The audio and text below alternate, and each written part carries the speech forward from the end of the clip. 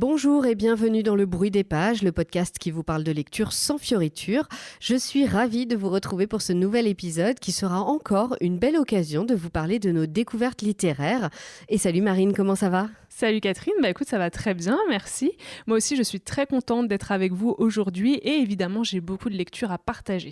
Et dans cet épisode 27 du Bruit des Pages, on s'est lancé dans des livres assez déroutants et osés même, aussi bien sur la forme que sur le fond. Et en plus, c'était des lectures que l'on attendait avec impatience ou qui étaient dans notre bibliothèque depuis un petit moment. Il y aura donc du récent et du plus ancien. Un joli mix quoi. Exactement. Et on voulait donc vous parler aujourd'hui de Hamnet de Maggie O'Farrell, des Racines blondes de Bernardine Evaristo, Ici et seulement ici de Christelle Dabos et Anaïs Nin sur la mer des mensonges de Léonie Bischoff.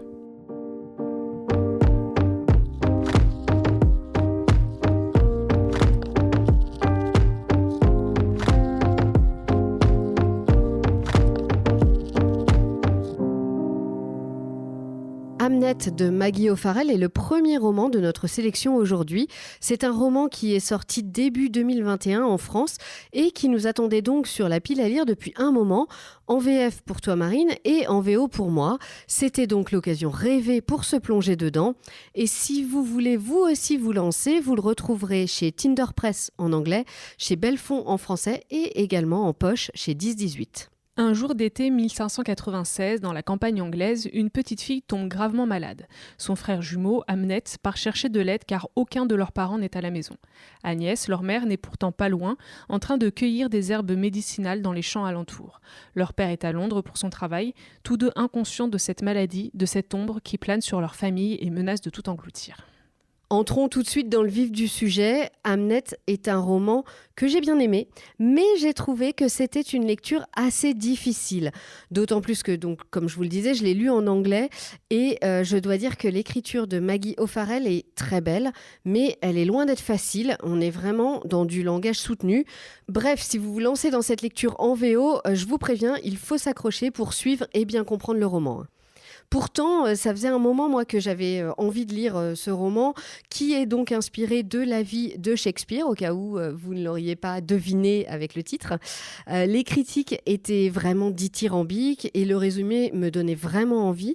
Et j'avoue que j'ai été assez surprise par le style et par l'histoire du roman, parce que finalement, c'est pas ce à quoi je m'attendais. Moi aussi, c'est vrai que c'est un roman qui me tentait depuis un moment, surtout que, comme tu le disais, les critiques que j'en avais lues étaient plus qu'élogieuses. Le résumé est quand même très tentant, personnellement, même si je connais assez bien l'œuvre de Shakespeare. Je me suis jamais intéressée à sa vie. Et avec le livre de Maggie O'Farrell, il y avait un peu cette promesse d'en apprendre plus, même de façon romancée, sur le dramaturge anglais. Oui, surtout qu'en plus, on n'en connaît pas beaucoup de toute façon sur sa vie. Tout à fait. Malheureusement, les attentes étaient peut-être un peu trop hautes et la déception a été d'autant plus grande. Moi, pendant les 50 premières pages du roman, j'ai cru que j'allais abandonner. J'avais vraiment du mal avec le style, je trouvais ça long, ennuyeux. Et puis finalement, passé les 70 premières pages du roman, je suis peu à peu entrée dans l'histoire. C'est vrai que, franchement, je me demande si on n'a pas été un peu victime de, tu sais, ce truc de le roman que tu lis des semaines, des mois, des années après tout le monde. Et ça fait des mois, des années que tu entends que c'est génial. Et du coup, tes attentes, elles sont super hautes. Tu peux que être déçu au bout du compte. Je pense que c'est exactement ça qui s'est passé. Ça, hein. On en attendait beaucoup et peut-être qu'en en attendant moins, on n'aurait pas été autant déçus. Oui, c'est ça, ouais. Bon, après, être déçu, mais pas complètement. Hein, mais c'est vrai que moi, comme toi, j'ai eu du mal à entrer dans le roman. Tout le début m'a paru en fait assez décousu. On a l'histoire d'Hamnet qui cherche de l'aide pour sa sœur. On a des flashbacks sur les parents, William et Agnès. Et puis des apartés, comme par exemple tout ce trajet parcouru par la peste pour arriver à Stratford-upon-Avon. Indépendamment, j'ai trouvé que chaque partie était vraiment bien. J'ai vraiment beaucoup aimé chaque partie indépendamment, mais ensemble, j'avais vraiment du mal à tout articuler et à voir où ça allait nous mener. Ouais, je pense que c'est pour ça aussi que j'ai eu du mal à rentrer dans le roman. En fait, il faut comprendre que le roman se construit un peu sur deux temporalités. En gros, il y a une partie en flashback qui est consacrée à la rencontre entre William Shakespeare, qui n'est d'ailleurs jamais clairement nommé. Hein. On ne donne jamais son nom. C'est le père. Je suis même pas sûre qu'ils disent William mari, beaucoup. Non, jamais. Ouais. C'est toujours le père, le mari, le fils du gantier. Ouais. Voilà, on a toujours un peu comme ça des surnoms. Donc, la rencontre entre William et sa femme et une autre qui se déroule en 1596, le moment où Judith, la fille du couple, tombe malade. Et moi, j'ai vraiment préféré la partie en flashback. Alors, je sais que tu m'avais prévenu, parce que tu l'as commencé avant moi, genre attention, flashback. Bah oui, d'habitude. Voilà, donc c'est red flag. Je sais. Mais bon, là, pour le coup, j'ai préféré cette partie-là que celle où on est vraiment avec la maladie de Judith et tout. Je trouve que l'histoire d'Agnès et sa rencontre avec William était quand même vachement plus intéressante. Bah, c'est clair que c'est un peu pour l'histoire d'amour entre William et Agnès qu'on est là quand même. C'est ça. Ouais. Voilà. Donc oui, moi aussi, c'est la partie que j'ai quand même préférée de ces trois parties, ou en tout cas ces flashbacks m'ont vraiment beaucoup plu. Et puis c'est celle qui est la plus développée. Les chapitres sont plus longs. C'est vrai, surtout au début. Ouais. Par contre, moi, je sais pas toi, mais moi, il y a une chose qui m'a un peu gênée dans la lecture, c'est le fait que Maggie O'Farrell n'utilise pratiquement jamais les dialogues. Elle ne fait que retranscrire les discussions. Il dit que, elle lui répond que, etc. Et moi, j'ai pas trop aimé. J'ai trouvé que ça alourdissait le récit. Et en fait, les dialogues m'ont pas mal manqué. C'est vrai qu'il y en a pas beaucoup. Ça m'a pas. Alors au début, ça m'a un peu dérangé, puis finalement, j'ai fini par prendre un peu le pli. Mais il y a pas de dialogue. Et c'est vrai que c'est un peu chiant. Ouais, c'est ça. Et je me suis rendu compte à la fin, à un moment, il y en a un. Et je me suis vraiment dit genre tiens, voilà un. Mais bon, et comme toi. Bah si, finalement, ça vient quand même. On entre dans le bouquin. Et moi, pour le coup, j'ai trouvé que la fin de la première partie, donc tout le combat contre la maladie, et ensuite la deuxième partie qui est plus courte, mais qui est vraiment axée sur le deuil de toute la famille, est vraiment superbe. Moi, j'ai adoré. Là, je trouve que la plume de Maggie O'Farrell, elle sert vraiment son propos et son histoire. Elle met toute sa sensibilité dans la description du deuil vécu d'ailleurs différemment par tous les membres de la famille, et la puissance de l'amour entre les parents, mais aussi l'amour parents à enfants et l'amour fraternel, parce qu'évidemment l'amour entre Judith et Hamnet est très très fort. Ouais. Alors moi j'ai moins aimé cette deuxième partie, je suis d'accord pour la fin de la première partie, mais je trouve que voilà, on loue énormément la plume de Maggie O'Farrell et on peut pas le nier, hein, elle a un style qui est unique. Ceci dit, moi j'ai pas accroché plus que ça en fait. Autant j'ai trouvé que certains passages étaient très poétiques, très émouvants, autant je trouvais qu'il pouvait aussi y avoir quelques longueurs. L'autrice décrit avec beaucoup de précision l'atmosphère, l'environnement de ces personnages, qui nous permet de visualiser très bien le cadre du récit, mais par moments c'était un peu trop, et d'ailleurs je regrette un peu ce rythme très contemplatif, surtout à la fin du roman, où l'histoire, comme tu le disais, prend un virage quand même très triste, très mélancolique et assez dur. L'émotion aurait pu être plus efficace, je pense, si l'autrice ne cherchait pas autant à appuyer sur la corde sensible.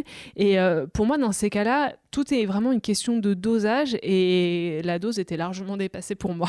Ah ouais, alors je suis pas du tout d'accord, parce que moi, pour le coup, je trouvais que c'était très bien dosé, et que elle décrivait ce deuil avec juste la sensibilité qu'il fallait, et qu'elle touchait vraiment juste en parlant du deuil et de ce que peuvent ressentir des parents ou des frères et sœurs à la mort d'un membre de la famille, quoi. Après, il y a certains passages qui sont géniaux, comme celui du voyage de la puce qui va transmettre la peste à Judith, par exemple. Moi, j'ai trouvé que c'était une super trouvaille. Ah ouais. C'est une parenthèse un peu dans le roman, à peu près vers le milieu, et j'ai adoré ce passage. J'ai trouvé ça génial. Ouais, il est super. D'ailleurs, j'en parlais au début. C'est vrai que ce passage-là, il est... En fait, on la suit de personne en personne, de bateau. Et ce qui est dingue, c'est qu'on sait en gros ce qui va se passer, et que t'espères que la puce, elle va se perdre en chemin. Ouais. Et tu te demandes justement à quel moment, hop, ça va finir par arriver. Enfin, vraiment, très, très chouette passage, je trouve. Ouais, je suis d'accord, tout à fait. Moi, j'ai d'ailleurs beaucoup aimé la précision historique tout au long de l'œuvre.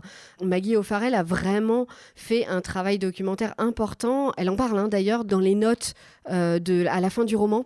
Et comme toujours, je le dis à chaque fois, mais vraiment, je trouve ça super intéressant quand il y a des notes des auteurs. Moi, tu vois, alors il faudrait que je revérifie dans l'édition en français, parce que je ne l'ai pas tout à fait en tête. Je sais que j'ai lu des notes à la fin du roman, mais je crois qu'il y a une partie des notes que tu as, notamment sur tout son travail justement historique et tout, que je n'ai pas. Ah ouais, parce que donc moi, il y avait la petite note sur pourquoi elle a choisi de parler de Hamnet.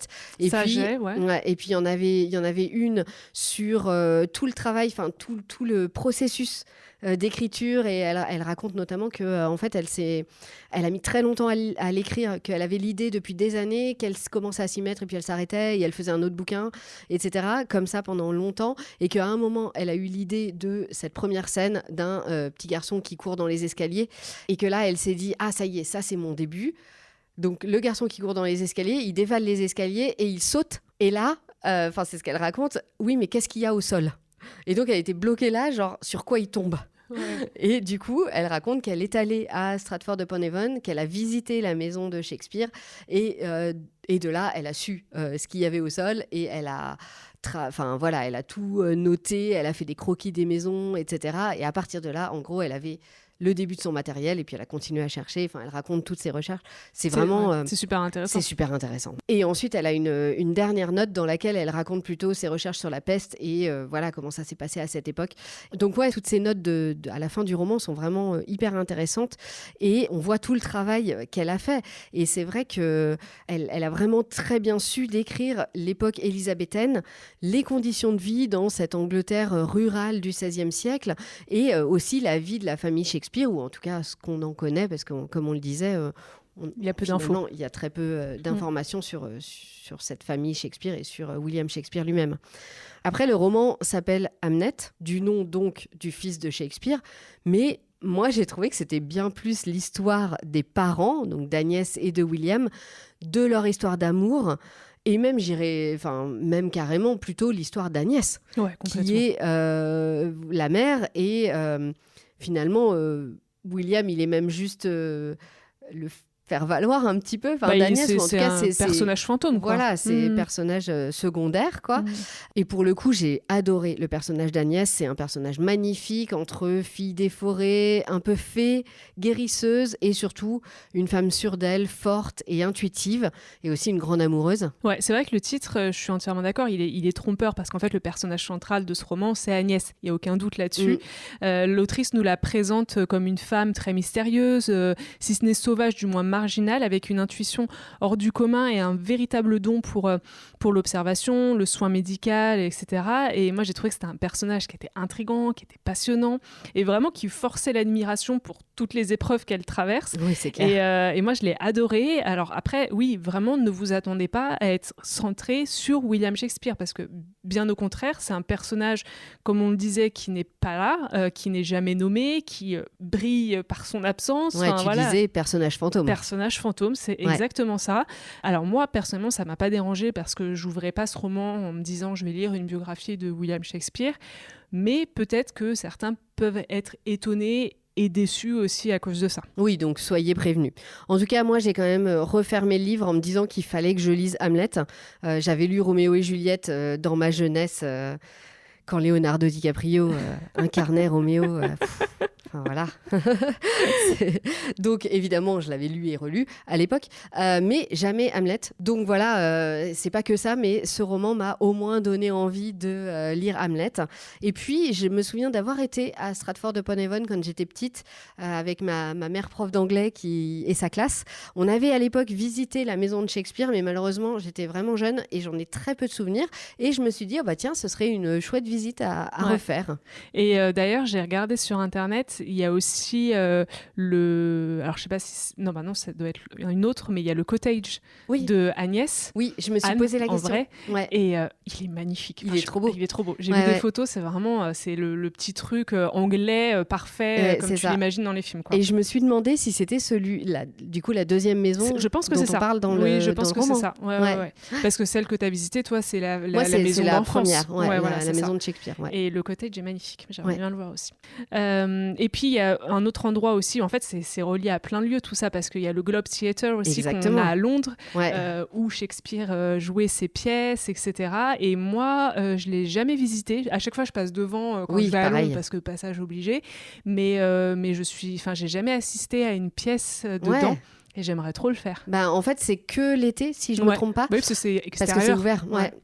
Et c'est vrai que Anne Solène, avec qui je vais à Londres régulièrement, elle y a été. Elle l'a fait et en effet, elle m'a dit que c'était vraiment chouette, une super expérience. Mais J'y suis jamais allée à une période de l'année où on pouvait. Ouais, je pense. Mais Faut écoute, à tester. hop, à mettre sur la liste. Pour conclure, je dirais que Hamnet, c'est un roman qui est quand même très inégal, aussi bien dans le style que dans le rythme. L'histoire aurait pu être plus entraînante parce que l'idée de départ, c'est vrai, et passionnante. L'écriture de Maggie O'Farrell est très évocatrice, presque cinématographique. Et d'ailleurs, je suis assez curieuse de voir l'adaptation cinéma qui va en être faite par Chloé Zhao. Il n'y a pas encore de date de sortie ou de casting annoncé. À surveiller. Exactement. Revenons à des sorties plus récentes. Moi, j'ai très envie de vous parler de ce roman étonnant, Des racines blondes de Bernardine Evaristo. C'est publié aux éditions Globe et ce livre m'a tapé dans l'œil au moment de sa parution en février dernier. Née dans une famille d'agriculteurs anglais, enlevée par des trafiquants et revendue en Africa, Doris a été réduite en esclavage par le chef Kaga Konata Katamba Ier, dont les initiales KKK sont gravées sur sa peau. Mais lorsqu'elle tente de s'échapper, elle se heurte à la violence d'une société tout entière fondée sur l'exploitation de son peuple. Expédiée dans les champs de canne à sucre, Doris, sous la poigne bienveillante de la viking Yememe, va découvrir la culture des esclaves et renouer avec ses racines blondes. Des racines blondes est paru pour la première fois en 2008 et il vient seulement d'être traduit et publié en France. Moi, j'en ai entendu parler à la radio dans la pastille à livre ouvert sur France Info. Je ne sais pas si tu connais Marine, si vous parce que vous tu m'en as parlé. Voilà. Bon, c'est une pastille que j'adore et souvent je prends beaucoup de recommandations dedans. Et là, c'était le cas. Ça m'a vraiment intriguée et je me suis dit qu'il fallait que je le lise. C'est donc chose faite. Et Des racines blondes, c'est vraiment un roman très surprenant. Pour moi, c'est un roman inclassable dont le point de départ est donc cette uchronie. Et si l'Afrique avait conquis le monde?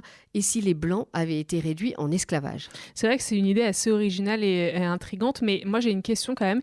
Est-ce que c'est une autrice blanche ou noire? Parce que si elle est blanche, tout de suite le roman prend une autre dimension, je trouve. Ouais, c'est clair. Eh bien non, Bernardine Evaristo, c'est une autrice britannique qui est née de mère anglaise et de père nigérian.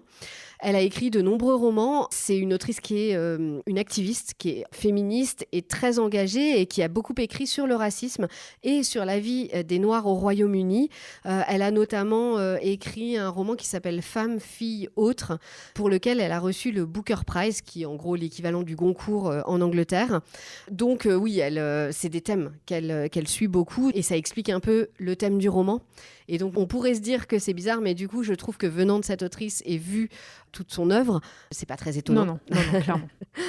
Et Des racines blondes, c'est un de ses premiers romans, mais on y retrouve bien tous les thèmes qu'elle a continué à développer depuis. Ok, donc c'est vrai que c'est intéressant quand même de comprendre et de connaître un peu son histoire en parallèle du roman. Ouais. Et du coup, verdict, qu'est-ce que t'en as pensé? Eh bien, écoute, pour moi, Des racines blondes est un livre à lire. Déjà parce que l'histoire est super. On suit la vie de Doris dans sa campagne anglaise, puis sa capture et sa vente comme esclave de compagnie pour une jeune fille de la haute société en Bossane, puis sa revente aux riches propriétaires terriens. Comme elle a appris à lire, elle fait partie un peu de l'élite des esclaves. Mais après une tentative d'évasion, elle est envoyée dans les plantations où elle découvre enfin la dure vie d'esclave et aussi toute cette communauté d'esclaves avec lesquels elle se lie d'amitié et qui vont lui permettre aussi de retrouver un peu ses racines blondes. Alors déjà, si on reste à ce niveau 0, disons, le récit est palpitant. On s'attache au personnage de Doris, on s'attache aux autres esclaves de la plantation, Yememe, Mame Arjani, avec qui elle va créer des liens. On déteste les maîtres, surtout Kaga Konata Katamba, qui est absolument un personnage horrible. Donc ça marche, quoi. Ouais, et du coup, s'il y a un niveau 0, j'imagine qu'il y a aussi une seconde lecture qui va un peu plus loin que cette histoire-là. Oui, c'est clair. Des racines blondes, c'est aussi bien plus que ça. Dans cette fable uchronique, Bernardine Evaristo renverse complètement l'histoire et elle offre une réflexion profonde sur les préjugés racistes et sur l'héritage de l'esclavage. En inversant les rôles et les couleurs, elle souligne l'absurdité de la domination d'un peuple par un autre. Ça en serait drôle parfois même dans son récit si ça n'était pas une partie de notre histoire. Il y a des moments qui mettent même un peu mal à l'aise en tant que lecteur et surtout qui m'ont fait réaliser moi à quel point l'histoire de l'esclavage est ancrée en nous au point que parfois j'avais tendance à réinverser les rôles et à imaginer que Doris était noire, tu vois, parce qu'on a tellement cette habitude. Donc c'est terrible, hein, mais ça montre comme il est difficile de contrer des siècles de domination et d'histoire. Et en nous mettant face à ce miroir implacable et sans phare, Bernardine Evaristo nous force à regarder l'histoire et la réalité en face, et forcément ça fait réfléchir. Et puis même dans la forme du roman, Bernardine Evaristo continue à nous surprendre. Le livre est divisé en 3 parties qui sont vraiment très très différentes les unes des autres.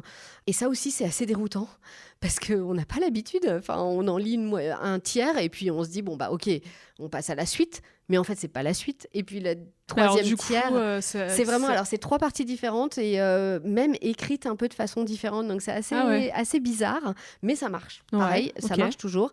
Par exemple, au milieu, donc on a la première partie où Doris nous raconte son histoire avec un peu des flashbacks sur comment elle a été capturée, comment elle est arrivée, comment elle a grandi comme esclave, etc. Elle s'enfuit. Et là, au moment de sa fuite, en gros, on passe à un traité écrit par le chef KKK, qui justifie l'esclavage des Blancs par le fait qu'ils ont, par exemple, un crâne plus petit, donc forcément ils sont moins intelligents et ils ne peuvent pas éprouver d'émotions, ce qui explique qu'on puisse leur prendre leurs enfants dès la naissance. C'est des fainéants, c'est des peuples barbares. Regardez, ils brûlent les femmes qui sont des sorcières. Ils parlent un charabia primitif, etc. Bref, en fait, les emmener dans les pays développés d'Africa, en faire des esclaves, c'est un peu un cadeau. On leur permet de sortir de leurs conditions. Voilà, je ne sais pas si ça vous rappelle un peu quelque chose. Légèrement. En gros, les rôles s'inversent, quoi. Voilà, exactement. C'est vraiment tout ce qui a pu être dit à l'époque pour justifier l'esclavagisme envers les Noirs. Cette fois, est utilisé à l'inverse. Et évidemment, ça n'en est que plus frappant. Voilà, que ce soit présenté comme ça. Après, il y a toute la fuite aussi de Doris m'a un peu rappelé le roman de Colson Whitehead, Underground Railroad, dont on avait parlé dans notre épisode de Noël l'an dernier, notamment avec le métro souterrain. Parce que là, pareil, elle s'enfuit via un métro souterrain et un réseau d'aide pour s'enfuir. Et puis aussi sur la violence et les châtiments. Et on retrouve vraiment le même genre de violence qu'il y avait dans Underground Railroad, dans ce roman-là. Une violence brute. Et il y a des passages qui sont vraiment difficiles à lire. Mais bon, ça fait aussi partie de l'histoire. C'est vrai que dans le roman de Colson Whitehead, il y avait certains moments qui étaient vraiment très difficiles. Et d'ailleurs, là-dessus, la série était très fidèle au roman, de façon générale même. Et c'est vrai que c'était dur. Toi, je sais que tu l'as pas vu. Moi, du coup, le roman était trop dur. J'avais vraiment pas envie de voir ça en série. Ouais, je comprends. Donc, je me suis dit, je vais pas me forcer. Tu passes ton tour. Et c'est vrai que là, c'est pareil. Il y a des moments où la violence est presque insoutenable dans ce roman-là aussi. Heureusement, l'autrice n'oublie pas non plus d'ajouter des petites touches d'humour qui viennent contrebalancer toute la violence à certains moments.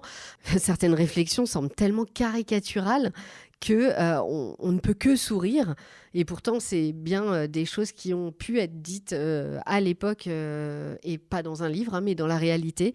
Mais je trouve que du coup, tout ça, ça permet de garder un équilibre. On est entre prise de conscience, caricature et récit palpitant. Et c'est ça qui fait vraiment de ce roman un roman très surprenant, mais une réussite. De mon point de vue, moi, je dirais que tant sur le fond que sur la forme, ce roman est une expérience de lecture surprenante, mais une très bonne expérience de lecture, et donc je vous le conseille vivement. On prend note. C'est une lecture que j'attendais vraiment avec impatience, ici et seulement ici, de Christelle Dabos, qui est sortie chez Gallimard Jeunesse en avril. Christelle Dabos, c'est l'autrice de La Passe Miroir, et autant vous dire que j'étais dans ma librairie le jour de la sortie. Par-dessous la peinture, le plâtre et le ciment, à l'intérieur des murs, au fond de l'invisible, je perçois quelque chose que j'arrive pas encore à nommer. Quelque chose de foutrement féroce qui habite le bâtiment tout entier et qui me rentre dans les os. Qui fera bientôt partie de moi. Ici ne ressemble à nulle part, ici n'obéit qu'à ses propres règles, ici il y a des bas, des hauts, des pairs et des impairs. Et quoi qu'il arrive, tout le monde passe par ici. Bon, Marine, on peut dire que c'est un résumé très cryptique. C'est exactement ce que je me suis dit en le lisant. Surtout qu'on comprend qu'il n'y a aucun rapport avec la saga qui a fait connaître Christelle Dabos. Alors moi perso, c'est vrai que je faisais partie des fans de La Passe Miroir qui étaient quand même très impatients de découvrir son nouveau roman. Mais là, on est vraiment très très loin. Mais si je comprends bien, ouais, c'est ça, c'est pas du tout la même ambiance que dans La Passe Miroir. Ah bah on est loin de l'imaginaire de la citatielle. Christelle Dabos plante un décor qui est bien réel cette fois-ci et pourtant bien mystérieux, celui d'un collège où des phénomènes étranges et angoissants semblent toucher les élèves.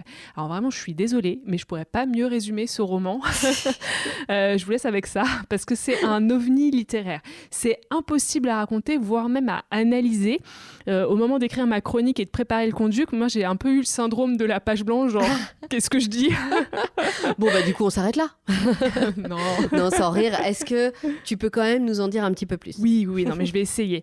En fait, cette histoire, elle prend la forme d'un roman choral dans lequel Christelle Dabos nous plonge dans les affres de l'adolescence, des années collège et de toutes les angoisses que cette épreuve peut représenter pour les enfants. Donc harcèlement scolaire, mal-être psychologique, etc. Quand on lit, on peut pas s'empêcher de repenser à nos propres années collège. Personnellement, je trouve que c'était les pires de ma scolarité. C'est pas une période évidente.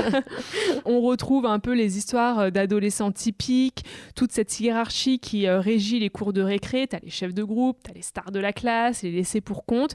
Et forcément, ça va vous rappeler des souvenirs, bons ou mauvais d'ailleurs. Et c'est peut-être ce qui fait tout le charme de ce roman surréaliste et déroutant. Ouais, j'ai lu des commentaires sur ce livre qui disaient attention, ça peut réveiller des souvenirs difficiles si vous avez subi du harcèlement scolaire, voilà, méfiez-vous. C'est vrai. Alors moi, j'ai pas été dans ce cas de harcèlement scolaire, donc je l'ai pris avec beaucoup de distance, mais j'imagine que quelqu'un qui a vécu ça va réveiller de mauvais souvenirs, des angoisses, etc. Donc oui, vraiment... allez-y en sachant un peu ce que vous allez lire quand même. Malgré tout ça, malgré ce point de départ, je dirais presque assez basique, l'intrigue est floue et il faut vraiment accepter de ne pas tout comprendre, de se laisser porter par les chapitres, puisque l'histoire prend quand même très rapidement un virage fantasque et fantastique, avec, comme je vous le disais au début, ces phénomènes étranges qui hantent le collège. Oui, et d'ailleurs, c'est vrai que dans les mêmes commentaires que j'ai lus, ça disait aussi, en gros... lâcher sur le fait de tout comprendre. Hein. De toute façon, vous ne comprendrez pas tout, mais c'est pas grave. C'est l'idée. Je pense qu'en fait, tu te plonges dans ce roman, tu lis les premières lignes, les premiers chapitres, et là, je ne comprends rien à cette histoire. C'est pas grave. En fait, c'est un exercice aussi, c'est de se dire tant pis, je me laisse porter par le fil du roman. Et après, il faut reconnaître quand même à Christelle Dabos un vrai talent littéraire et stylistique. Et d'ailleurs, je pense que c'est ça qui nous tient aussi dans le roman. Elle a une écriture qui est percutante, qui est très musicale. Il y a certaines phrases, certains passages même qu'on a envie de noter, de souligner, de lire, de relire parce que ça résonne beaucoup en nous. Ce roman, en fait, pour moi, c'est une prise de risque qui est osée, dans lequel il faut se lancer sans attente, sans préjugés. Et finalement, j'ai pas pu m'empêcher de faire quand même une petite comparaison avec La Passe Miroir. Et surtout c'est normal. C'est normal, tu vois. C'est pas non plus... Et surtout avec le dernier tome, je sais pas si tu t'en rappelles, mais moi, je t'avais dit, j'avais eu beaucoup de mal quand même à apprécier le 4e tome, justement à cause de ce virage un peu mystique. Ouais, je suis d'accord, ça m'avait fait un peu pareil. C'était bizarre. Oui. Et tu t'y attendais pas. Moi, la fin, très bizarre quand même. Là, comme c'est un one-shot, on est direct là-dedans dès le début. Ça détonne pas avec autre chose. Donc, moi, j'ai beaucoup plus apprécié dans Ici et seulement ici. Le ressenti est différent. Et alors, je peux pas dire que j'ai adoré cette lecture, mais j'ai adoré son originalité. Et je pense que c'est une expérience. Il faut le vivre un peu comme une expérience de lecture. Ok, et c'est parti pour une autre expérience de lecture. Pour notre BD du mois, on s'est replongé dans notre pile à lire et on a choisi de vous parler de cette BD qui s'est fait remarquer au Festival d'Angoulême en 2021. Il s'agit de Anaïs Nin sur la mer des mensonges de Léonie Bischoff et c'est édité par Casterman. Début des années 30, Anaïs Nin vit en banlieue parisienne et lutte contre l'angoisse de sa vie d'épouse de banquier. Plusieurs fois déracinée, elle a grandi entre 2 continents, 3 langues et peine à trouver sa place dans une société qui relègue les femmes à des seconds rôles. Elle veut être écrivain et s'est inventé depuis l'enfance une échappatoire, son journal. Il est sa drogue, son compagnon, son double, celui qui lui permet d'explorer la complexité de ses sentiments et de percevoir la sensualité qui couve en elle. C'est alors qu'elle rencontre Henry Miller, une révélation qui s'avère être la première étape vers de grands bouleversements. J'ai jamais lu les journaux ou les romans d'Anaïs Nin, donc c'est pas l'histoire de l'autrice qui m'a d'abord attirée dans cette BD, mais plutôt les dessins. J'ai eu un véritable coup de cœur en la feuilletant pour le trait de Léonie Bischoff. Elle utilise un crayon magique. Je sais pas si vous vous rappelez ce que c'est, ces crayons magiques qu'on utilisait quand on était enfant avec la mine multicolore. Mais oui, c'est trop beau. C'est génial ces trucs. Et du coup, je trouve que c'est une idée incroyable et ça m'a vraiment donné envie d'essayer. Ce procédé donne une dynamique assez incroyable au dessin et reflète parfaitement finalement la personnalité complexe et atypique d'Anaïs Nin. Il y a un côté un peu onirique qui colle en tout point aux divagations et aux interrogations de la poétesse, à sa sensualité même et à son originalité. Ouais, écoute, c'est exactement pareil pour moi. J'avoue que je connaissais pas du tout Anaïs Nin avant de me plonger dans la BD. Pourtant, ça fait bien 2 ans que je la vois à chaque fois que je vais chez mon libraire et souvent sur Instagram. Mais j'avais même pas compris que Anaïs Nin n'était pas un personnage de fiction, tu vois. Comme quoi, on se cultive tous les jours et on en apprend tous les jours un peu plus. Voilà. Et donc, comme toi, c'est vraiment le dessin qui m'a emballée au premier coup d'œil. Je suis carrément tombée amoureuse des dessins de Léonie Bischoff. À chaque planche, je me disais « Oh, c'est trop beau !» Et impossible de vous dire quelle planche j'ai préférée parce que à chaque fois, je me disais « Ah, j'adore celle-là. Ah oui, mais celle d'avant était vraiment super belle. Ah oui, mais la prochaine est vraiment belle aussi. » Tu sais, si tu te dis « Tiens, je me mettrais bien une planche, j'en mettrais bien une en tableau chez moi. » Moi, en fait, je mettrais toute la BD, quoi. Ouais, c'est ça. Donc voilà. Et bref, si vous ne l'aviez pas deviné, je suis hyper fan du trait de crayon de Léonie Bischoff et je trouve que, en effet, comme tu le disais, ça transcrit parfaitement toute cette vie intérieure d'Anaïs Nin. Et puis, je savais pas que c'était un crayon magique qu'elle utilisait. C'est génial. Je suis, encore une fois, je suis trop fan. Franchement, moi, j'ai pas une once de fibre artistique en moi, mais j'ai trop envie de m'en acheter un juste pour faire des traits sur un papier avec. Oui, même je fais des petits bonhommes, des petites fleurs. Non, mais je sais même pas faire des petites fleurs, laisse tomber. Bon, Marine, j'espère que toi tu vas t'y mettre et que on verra le résultat sur Instagram. Ouais, franchement j'aimerais bien essayer. Et en plus, tu sais, j'ai même des pastels un peu dans le même principe et ça me donne envie de les ressortir. Mais complètement. Ouais, je vais tester. Alors pour en revenir à la BD quand même, on plonge vraiment dans l'intimité de la poétesse, c'est prenant, c'est passionnant, parfois choquant, on va pas se mentir. Il y a un passage en particulier qui m'a mise très très mal à l'aise et je pense que d'ailleurs c'est le but, on va pas se le cacher, mais globalement j'ai adoré cette BD. On découvre beaucoup de la vie de l'autrice, son rapport à l'écriture, à la figure paternelle, aux hommes même de façon générale, mais surtout son incroyable désir de liberté qui la guide dans tous ses choix en fait. Ouais, je crois que je vois de quel passage tu parles. Ouais. Moi aussi, il m'a bien mis mal à l'aise. D'autant plus que je trouve qu'on a un peu du mal à faire la part des choses entre la vie réelle, la vie rêvée et la vie inventée par Anaïs Nin. Ça, c'est un reproche que j'aurais à faire à la BD. On s'y perd pas mal, surtout au début.